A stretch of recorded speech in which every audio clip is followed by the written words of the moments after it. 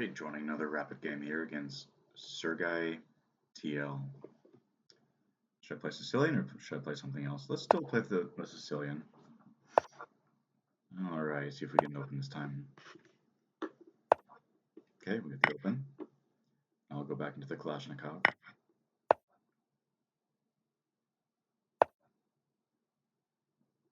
Alright, d6, main line. See if we get, knight 5 to c3. Okay, that's fine. Let's keep the tempo up for now. A little bit surprising that he's recycling this knight instead of developing this knight.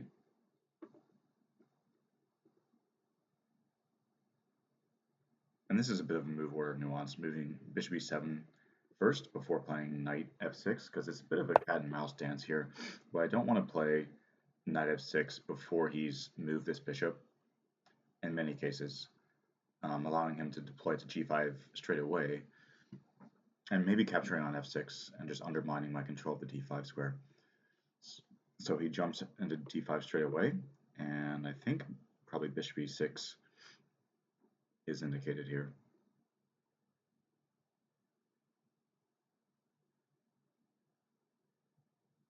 Yeah, that seems reasonable. Bishop e6. And now maybe a6, maybe rook c8. In some cases, the rook is better situated on the b file, though. So knight f6, bishop g5, I can take that. So knight f6 takes, knight b5, I can always drop back if need be. So maybe now I should be playing knight f6. Okay, he takes the bishop. Surprising. Now, in a previous game, I took a recapture on e7 with a knight. And I wonder whether or not I should be capturing with the queen here. I still want to try to get in d5, but queen takes, knight d5. I guess I can take and play knight b4 there. You can defend that pawn. So maybe knight takes, and I can be playing for d5. So knight takes, bishop g5.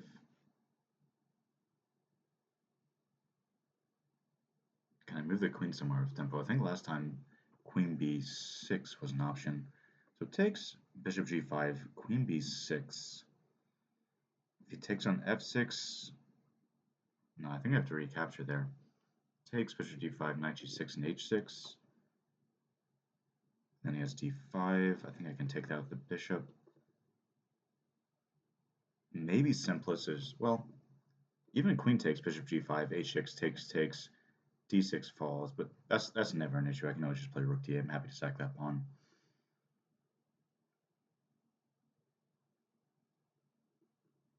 Okay, just interest of getting something slightly different from the previous time we had this structure. Let's play queen takes, and now I'm not worried about this pawn dropping. So castles, takes, queen d6. Let's just castle. If knight d5, I'll take it, I think. Yeah, I think that's reasonable. So bishop takes d6. Rook comes to the d file, and my pieces start flooding in. That's fine. So I think that's too dangerous for him. Maybe takes, knight d5. Probably take it. So what if he just deploys his bishop? Let's say bishop d3. Maybe I can consider knight b4 there. Knight b4 and d5. Oh, knight in. Okay. So I think I'll take this. Let's take with the pawn. And now I can play knight d4, c3, and drop back. I can play knight b4, but I'm not really threatening to take this. Or no, actually I am. If I play here, I am threatening to take it. So knight b4, I think he's forced to defend this somehow. So maybe knight b4, bishop c4, rook c8, knight b4, c4, play rook c8 and bring this knight back into c5. Which looks pretty good, actually. If I can plant this knight on c5 and play a5 before he has a chance to kick it away with b4, I think I'm fairly happy there.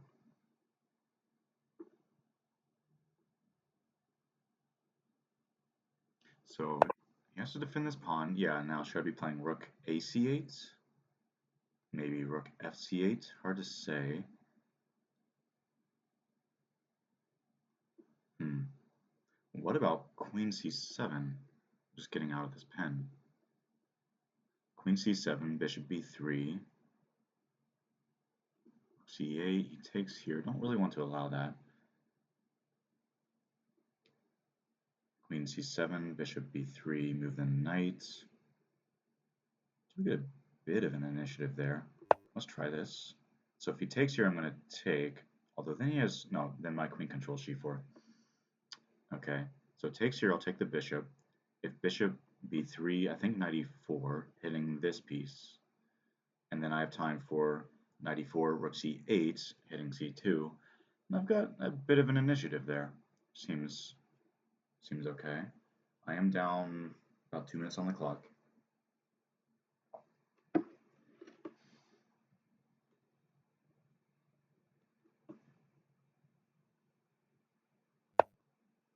Okay. So let's see if I can do a better job of time management in the latter portion of this game. Okay, so my idea was rook c8. If he takes here, I can play b6, trapping that bishop. In the meantime, I'm targeting c3, so I think he wants to play c3 himself. Maybe this was sloppy. He just gets to play c3 and kick me back. Although takes, bishop here, knight check. Yeah, I don't think that's enough, so I gotta drop back. Coming into c5, so maybe he should play bishop c2 with the idea knight c5 b4. Let's go ahead and bring this guy back into play. Although maybe I should be expanding over here with f5. Knight c5, bishop c2. Thing is he gets this, but then this pawn drops this. Let's go ahead and do it. I think I'll play f5 in response to bishop c2. So the thing is now, after b4, it just weakens c3, so I can take there and then move the knight. I wonder whether I'm threatening, or whether I want to positionally play f4 here, like f4, f3. f4, f3. Not sure. It does loosen my knights here in the center. So he plays f3 himself. Now, if I drop back, this pawn hangs. That's a problem. So f4 takes, and I take here. I think that pawn's going to drop. That's a bit an issue. So knight drops back. This pawn drops. Can I take? No. Yeah, that's an issue.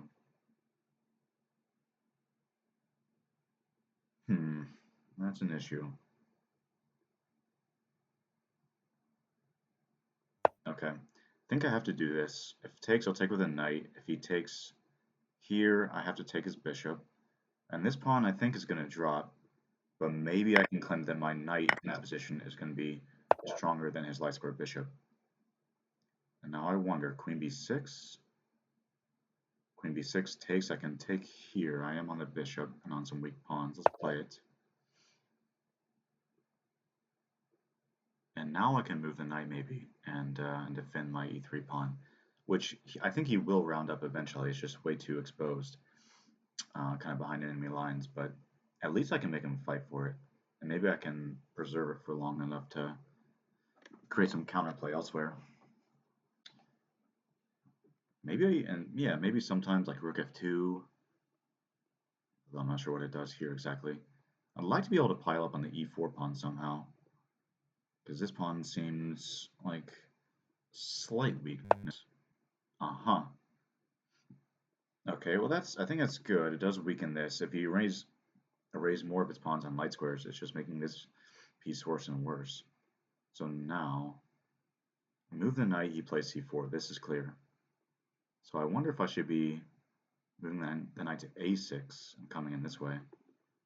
If I move the knight c4, how do I get it to this square is a question. Am I coming in here? I don't think I can get it to that square is the thing. Okay, let's,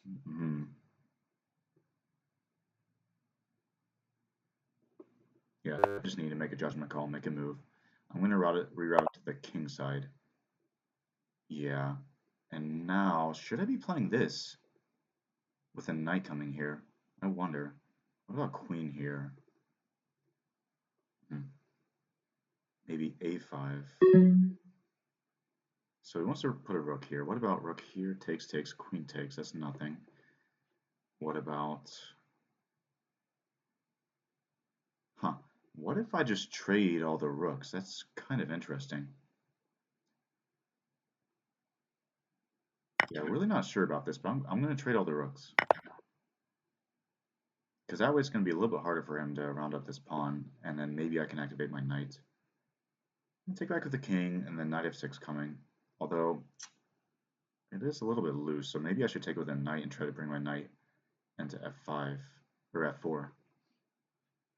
So takes, knight takes. I was thinking the knight can come to f6 to plug the f file and maybe conjoin with my queen and attacking the e4 pawn. But then, like, takes, king takes, maybe he has some queen moves, but then he has to worry about discoveries. So maybe that's the thing. So maybe my knight should be coming here just to try to remove his blockading piece. Takes, knight takes, the knight comes to g6. So takes, knight takes, g3. It's a little bit weakening though, like the queen can come in here. So what about rook here? Rook here, queen takes. I'm on the bishop, okay? If the rook moves away from the file, I think f2 is pretty juicy. Okay, yeah, here queen moves. I think I can just come back and he has to contend with promotion ideas. Really not sure. Yeah, let's take with the king and just see. I was worried about his queen hopping over here and creating some problems, but okay. So I'll continue by should I come this way? Really don't know. He wants to bring his king here. I see. So maybe g5, g4. Yeah. I wonder. It's really interesting actually. h3, h5. This knight does a good job of controlling these squares. I really want to put a pawn on g4. So now maybe he plays here. And I think I need to bring the queen in. And king comes up. Yeah, do I take? Here, king here. I'm not sure. Maybe I should take. Gonna bring the queen in. The thing is, now he can't take without dropping this pawn. Uh-huh. Now, where's my king go?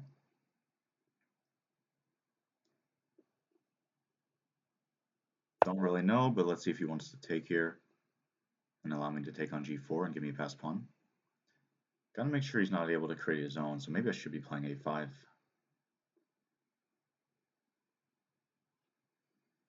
Yeah, the whole reason I was willing to go for this structure is that this bishop is just terrible. Okay. I play this, queen takes, no. What about a5? Okay, I gotta make a move, so I'll take. Still not sure if he wants to initiate this exchange. Just try to keep my pieces on dark squares for the time being. I need to build up a little bit more time on the clock. So takes. I think, if nothing else, just b6. I need to consider, like, what about takes and he brings his king in? But then this, like, his king is just tied down. That's really annoying for him. What about this? e2, king takes, this pawn drops. e2, queen takes. No, that's nothing. Okay, what am I doing here, though? Can I, like, bring my king all the way to queenside? Don't think so. I think for now, just b6 is my next move. But then I'm just kind of sitting and waiting. I don't have something productive. Can I move this knight in, like, somehow get it to f4? But then I really need the pressure on g4. So he can't take here. Uh-huh. Okay, b6. 5. I'm not sure if I should be taking, but I will. And what about this? Queen takes, takes. No, I can't allow that. Okay, gotta make a move. I was thinking queen here, but he takes and he's on this, so maybe the king should come to g6. Does he really want to play? Ooh, this is tricky. c5 is always going to be his break at some point. Now maybe he can activate the bishop. I mean, after he moves his queen, if he just comes here or something. But then this pawn, okay. At some point, I think he's going to be stuck. So king g6 next, and maybe, oh wow. Okay, so it does go for this transformation. And I think I should be bringing my knight into e5. That looks good. Controlling this, I'm hitting this. Although, king, I guess the king can just sit here. So how do I do this? How do I do this? Let's go here. Oh, that's a big problem for him. Now I can play this. A king here, I play d3. Otherwise, I'm taking on g4. Okay, now it should be winning. I just need to be a little bit careful. I'm going to take here, then I'll come back. He wants this. Oh, should I have allowed that? I probably shouldn't have allowed that. That was sloppy. Okay, so here takes. What am I doing there? Shoot. I don't know.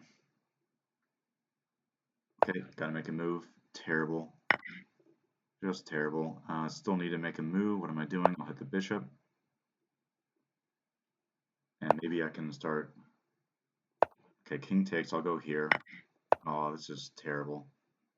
Okay, so here, thankfully I have that control for the time being, but then he can run this pawn. Maybe I should take this way. Takes, takes, take. Shoot. It's pretty upsetting. So maybe, can I get away with this?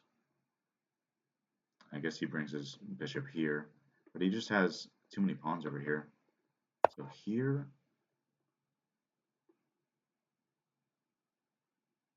okay, let's try pushing, because like I have a little force field here with my knight and pawn.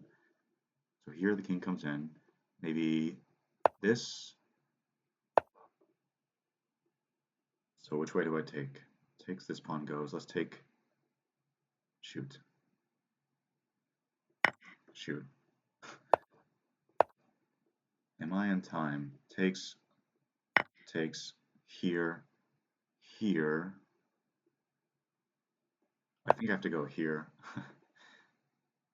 Controlling this pawn. So we found a good time for the breakthrough. And now what am I doing? Here, here.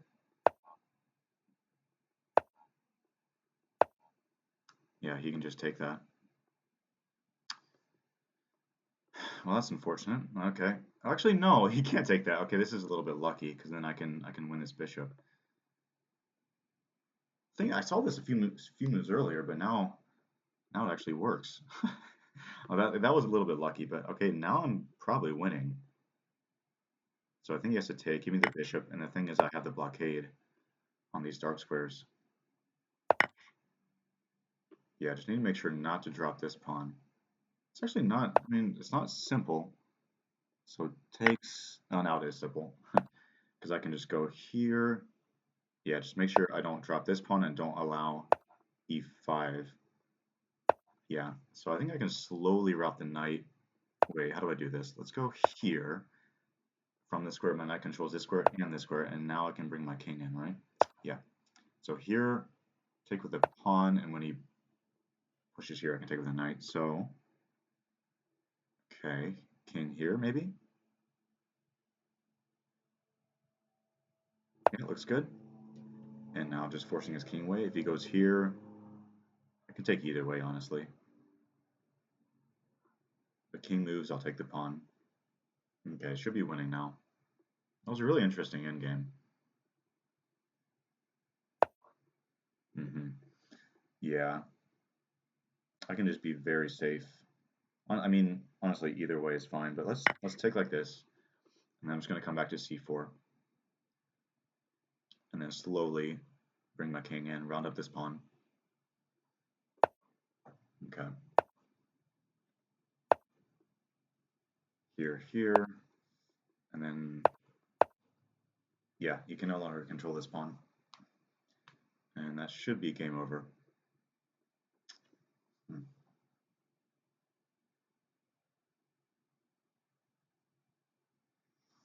Okay, he's going to sit down the clock.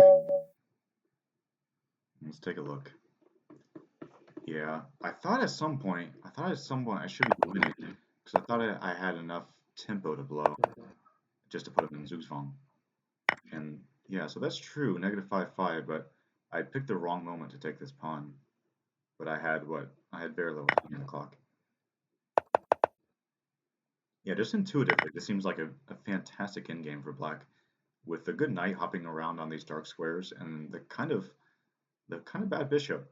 He can like loop it around in some cases, but his king is tied down to defense of these points, and then now I have these two connected passers.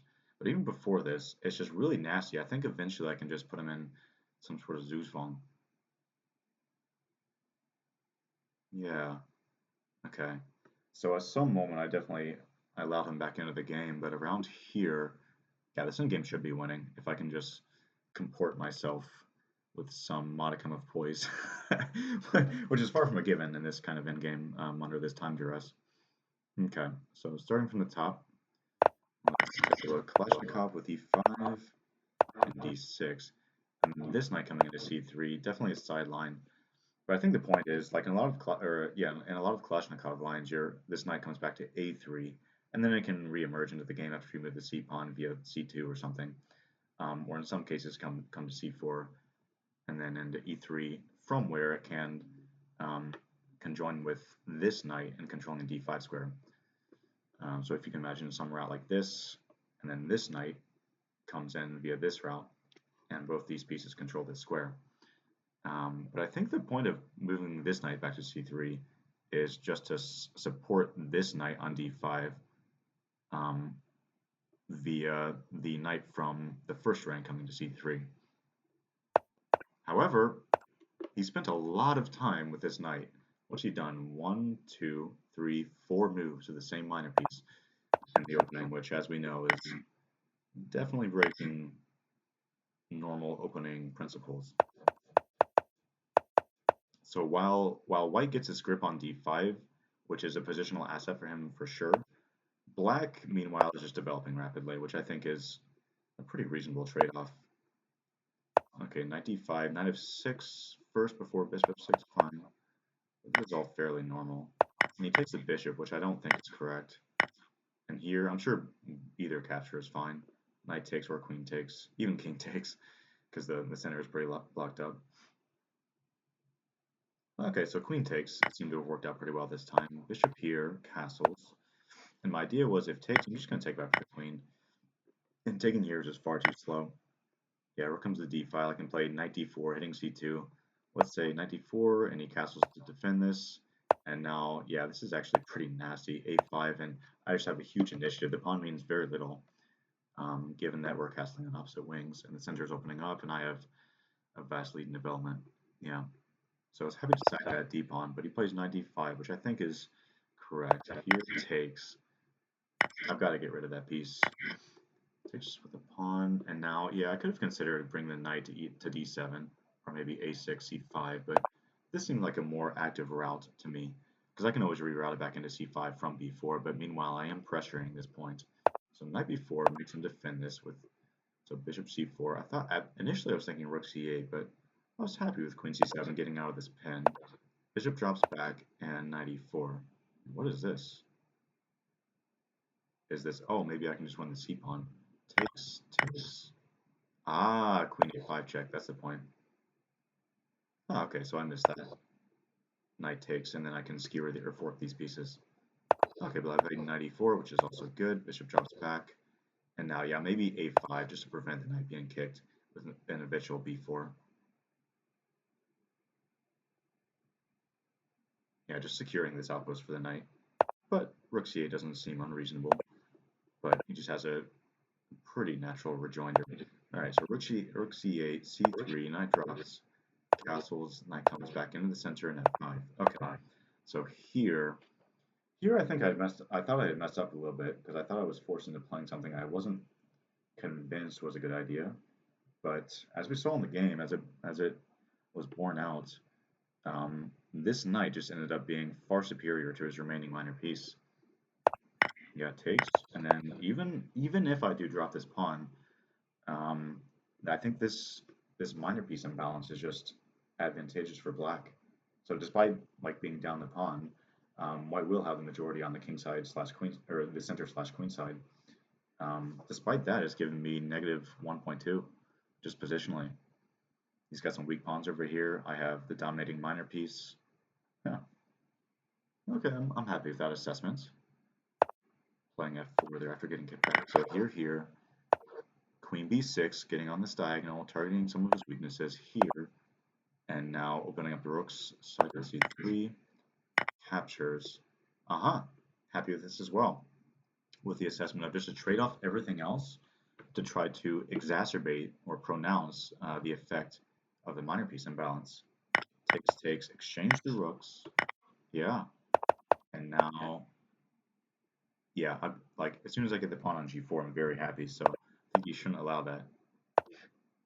Just because like the pawn from g4 prevents his king from ganging up on this pawn, and it clamps down on these two, which is a huge asset. Like if you can imagine maybe later on, pawn on g4, pawn on h5, the knight comes into g5, and it just targets these light squares, and this pawn just becomes an eternal thorn. He was never able to round it up in time. So here takes. Now this is a weakness he has to tend to. Queen comes in, and now here I was just playing some moves just to gain some time on the clock. So they're definitely not precise. But I thought if I activated the queen, maybe he could get away with taking that pawn. Like here, he takes this. The queen swoops in. Here, what am I doing? Uh-huh. Forcing the queen exchange. And now my knight just, like, my knight moves, my king infiltrates on the dark squares. Wow. Super powerful. Despite it being down a pawn, black's just completely crushing in this endgame. Because his king has an avenue in, the bishop is blockaded behind its own pawns, and meanwhile the knight's just going to dance around um, pretty much with impunity. Nice. Okay, so he tried to break things open, which I thought made some sense, trying to make use of his majority and maybe activate this bishop, finally. Yeah, king f7 was just a don't flag, you idiot, type of move. So takes, and yeah, as soon as I get this blockade again, I should be crushing. But I just missed that after the knight takes, like if I'm just patient here, improve the king, I can slowly put him in Zugzwang, whatever, and slowly improve my king and then round up his weak pawns. Yeah, I just have to be sure my king is ready to hop into e5 whenever he plays king d3. But I had very little time, and I missed that he was running that pawn up. So all of a sudden he's back in the game, and I was panicking quite a lot here. Yeah, and after I get this in, there's a really nice force field here with the knight controlling these squares and this pawn controlling this square, my king controlling this square. So basically, his king is just prevented from accessing any route towards his pawn.